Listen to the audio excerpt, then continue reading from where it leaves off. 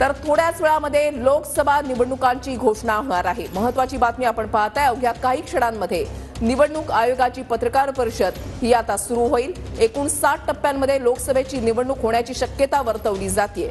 महाराष्ट्रामध्ये 3 ते 4 टप्प्यांमध्ये निवडणूक होण्याची शक्यता जी आहे ती वर्तवली जाते आणि अगदी थोड्याच वेळामध्ये लोकसभा निवडणुकांची घोषणा होईल आणि आचारसंहिता सुद्धा अगदी काही वेळातच लागणार आहे।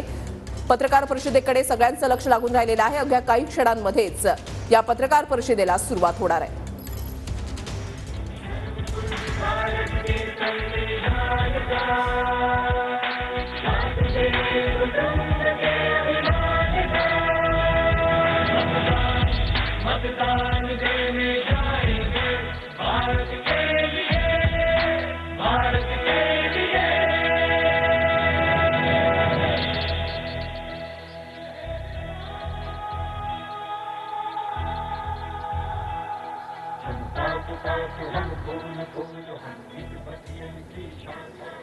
तर अगदी थोड्याच वेळामध्ये अवघ्या काही क्षणांमध्ये निवडणूक आयोगाच्या पत्रकार परिषदेला सुरुवात होणार आहे। संपूर्ण देशाचं लक्ष या पत्रकार परिषदेकडे लागलेलं आहे।